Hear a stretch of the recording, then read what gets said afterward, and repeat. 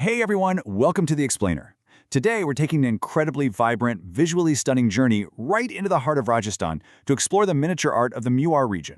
We often think of history as something static, right? Like something locked away in dusty books or trapped behind glass in museums. But today's topic is totally different. We're going to look at a fascinating artistic evolution.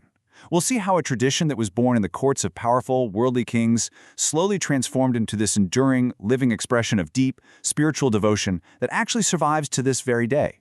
Now, you might be wondering, how exactly did warfare, royal wealth, and deep devotion create India's most vibrant art?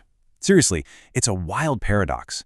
When you look at the exquisite, super delicate details of these miniatures, you realize the medieval era in Rajasthan was famous for intense political and military conflicts. Yet, somehow, out of that crucible of constant change, this incredibly sophisticated artistic legacy was forged. It's an amazing historical cocktail for sure, and we're going to unpack exactly how it happened. Okay, let's dive into this. First, we'll look at Rajasthan's miniature art origins. Second, the Mewar school's evolution. Third, we'll visit the royal patrons of Deogarh. Fourth, Pratapgarh and royal devotion. And fifth, Nathdwara's peak spiritual expression. All right, part one, Rajasthan's miniature art origins. To really appreciate this art, we have to start by setting the scene in medieval Rajasthan. This was a landscape dominated by shifting alliances and fierce battles. You'd probably assume a region completely preoccupied with warfare wouldn't really have the time for fine arts. But, surprisingly enough, as these new states established themselves, almost all of them formed these dedicated artistic ateliers right inside their royal courts. They did this to project power, document court life, and honor the divine. Now, while we generically call these incredible works Rajput miniatures, they're actually divided into four broad groups based entirely on geography: Mewar, Marwar, Hadoti, and Dundar. Each region had its own distinct flavor, but for our explainer today, we're going to keep our focus entirely on that first one, the incredibly prolific Mewar group. Moving right along to Section 2, the Mewar School's evolution. The story of the Mewar school really kicks off in the rugged Aravalli Hills. Centered around massive fortresses like Chittorgarh and Udaipur, this kingdom produced a staggering amount of art.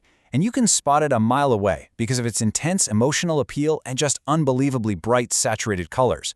But, an art school doesn't just spring up overnight. The sheer scale and quality of Mewar art were entirely dictated by the resources and direct patronage of specific rulers. We see early support from Maharana Kumbha in the 15th century. Then a massive shift happens in the 17th century when Maharana Amar Singh I signs a crucial peace treaty with the Mughal Empire. And that paves the way for the 18th century, where Sangram Singh II basically ushers in a golden age. Now, what's really interesting about this comparison is how politics and aesthetics are perfectly linked here. In early devotional texts like the mid-15th century Balagopal Stuti, the Mewar style was heavily influenced by Gujarat Jain traditions. It was a very distinct, indigenous idiom.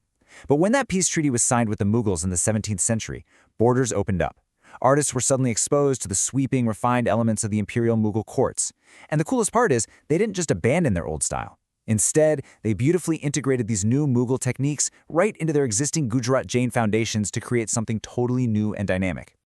And this incredible synthesis of styles eventually reached its absolute zenith. The early 18th century reign of Sangram Singh II is widely considered the golden age of Mewar art. With the political climate finally stabilized and the kingdom's resources at his disposal, he commissioned massive, incredibly ambitious projects. This was the era where major mythological poems and epic stories were painstakingly brought to life on canvas. It was literally a masterclass in the bright colors and emotion the region was famous for. Okay, before we start looking at the specific offshoots of this tradition, let's just get our bearings chronologically and geographically. Geography and individual rulers really carved out distinct visual identities here. We just covered the main Mewar trunk, but there are three very distinct branches to explore. You've got Deogarh, with its bold yellow and green lines, Pratapgarh, which is singularly focused on Krishna, and then Nathdwara, where the main patron wasn't even a king, it was the Srinathji shrine, famous for its deep blues. Which brings us to Section 3, Royal Patrons of Deogarh. Let's take a little trip down the road, about 125 kilometers from Udaipur to the smaller town of Deogarh. Here, they cultivated a completely distinct 18th and 19th century style under the patronage of Rawat Gokuldas. You'll notice it right away by the bold green and yellow lines. But what's really fascinating is that generations of masters here, guys like Bhakta, Choka, and later Baijanov, they uniquely mirrored their own natural surroundings in the art.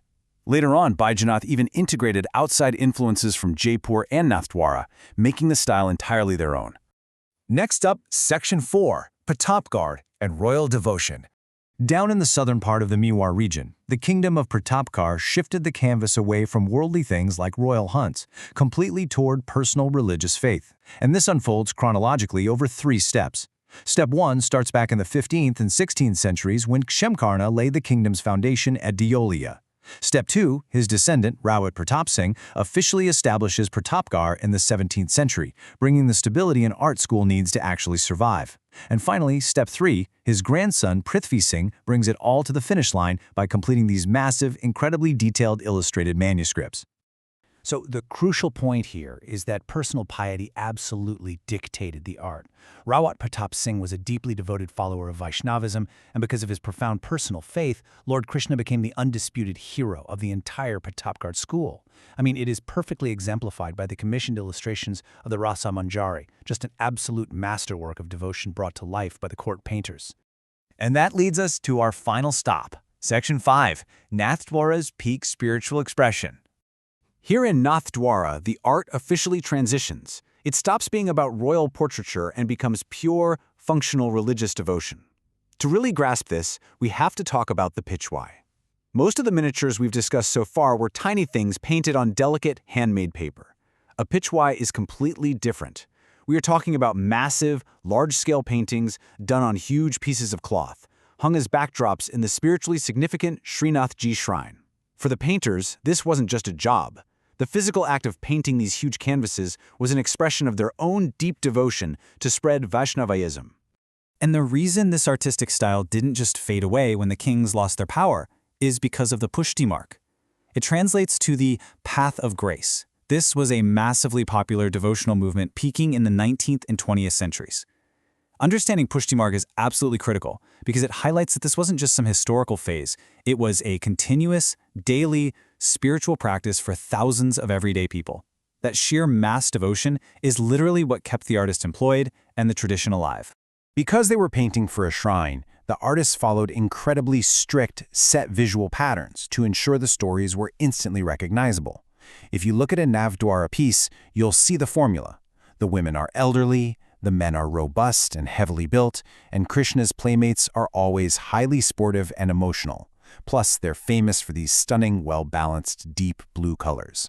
It's basically a flawless amalgamation of the Mewar techniques we talked about, blended with styles from the Braj region, the mythological birthplace of Krishna. Think about it. The medieval kingdoms, the fierce battles, the royal courts of Mewar, they've all vanished into the pages of history, but the vibrant, expressive art they fostered, it didn't die with them. Because it successfully transitioned from royal vanity to profound spiritual devotion, it evolved into a thriving, breathing legacy that continues to be practiced, loved, and revered right now today. It really makes you look at the world a little differently, doesn't it? When art becomes intertwined with deeply held beliefs, it almost achieves a kind of immortality. So I want to leave you with this provocative thought to ponder today. What other ancient art forms are still thriving around us right now, quietly keeping centuries of history, culture, and devotion alive in our modern world? Thank you so much for joining me on this explainer. Keep your eyes open and keep looking for the history living right in front of you. See you next time.